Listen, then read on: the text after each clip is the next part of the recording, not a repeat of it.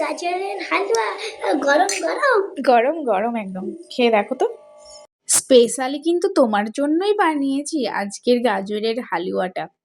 দেখি আমার সোনার কেমন লাগে খেতে। কেমন? চলো এটা কিভাবে বানালাম দেখিনি। সবজিগুলো ধুয়ে নাও। ঠিক আছে, আমি ধুবো। আর সোয়েটারটা যেন ভিজিয়ে ফেলো না। ঠিক আছে, সোয়েটারটা গুটিয়ে নাও ভালো করে। ভালো করে ধুয়ে নেব। এই গাজরটা এইটা সবগুলোকে ধুয়ে নেব। আসসালামু আলাইকুম বন্ধুরা। তো দেখছেন তো ছেলের কত আনন্দ, ও নিজে ধুচ্ছে নিজে পিল করছে। ও নাকি গাজরের হালুয়া খাবে, ওর অনেক দিন ধরে ইচ্ছা, তাই আমাকে বানিয়ে দিতে হবে। তো বললাম চলো আজকেই বানিয়ে দিই তোমার জন্য। তো চলুন রেসিপিটা আপনাদের সাথে শেয়ার করি। প্রথমে আমি গ্যাসের উনানে এই যে প্যান বসিয়ে দিয়েছি, আর প্যান বসিয়ে দিয়েই আমি দিয়ে দিলাম 2 চামচ পরিমাণ ঘি। এটা কিন্তু খুবই ভালো টেস্ট আনে। তারপরে দিয়ে দিচ্ছি একে একে তেজপাতা, গরম মশলা যেমন লং, এলাচগুলোকে আমি ফাটিয়ে নিয়েছি, আর দিয়ে দিচ্ছি আমি দারচিনি। এরপর এগুলোকে একটুখানি ভালো করে ভেজে নেব ঘিয়ের সাথে। আর ভাজা হয়ে গেলে, খুব বেশি ভাজবো না কারণ পুড়ে যাওয়া যেন না হয়, অল্প একটু ভেজে নিয়ে তারপরে আমি গ্রেট করা যে গাজরটা ছিল, যেটা আমার তাইয়েব সোনা আর আমি মিলে করেছি, সেটা দিয়ে দিলাম। ওর কিন্তু প্রচুর আনন্দ যে আজকে গাজরের হালুয়া খাবে।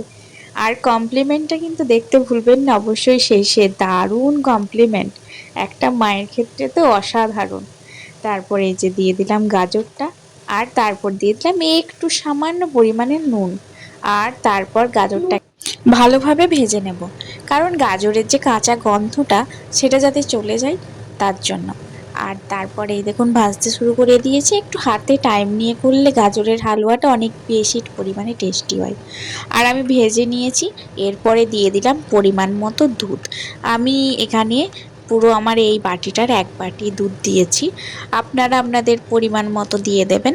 তারপরে এই দেখুন আমি দুধটা দিয়ে এই গাজরটাকে ভালোভাবে ফুটিয়ে নেব, যাতে গাজরটা একদম সিদ্ধ হয়ে যায়। আর আমি এর মধ্যে দেখুন দিয়ে দিচ্ছি ড্রাই ফ্রুটসগুলো, যেমন অ্যালমন্ড, তারপর কাজু, কিশমিশটা আমি স্কিপ করেছি, ওইগুলোই দিয়েছি। আর এইগুলোকে আমি ভালোভাবে ওই দুধের সাথেই দিয়ে ফেলেছি। কেন বলুন তো? কারণ আপনারা চাইলে পরেও দিতে পারেন, তবে দুধের সময় দিয়েছি এই জন্যেই যাতে ওগুলো দুধের সাথে গাজরটার সাথে একদম ভালোভাবে সিদ্ধ হয়ে যায় আর খেতে দারুণ লাগে। তারপরে এই দেখুন দুধটা কিন্তু শুকিয়ে এসেছে। এরপরে আমি দিয়ে দেব এর মধ্যে একদম খাঁটি নলেন গুড়, যেটাতে তো গাজরের হালুয়ার টেস্টটাই বাড়িয়ে দেবে অনেক পরিমাণে। কিন্তু আপনারা এর মধ্যে চিনিও ইউজ করতে পারেন, কিংবা জাগরির পাউডারও ইউজ করতে পারেন।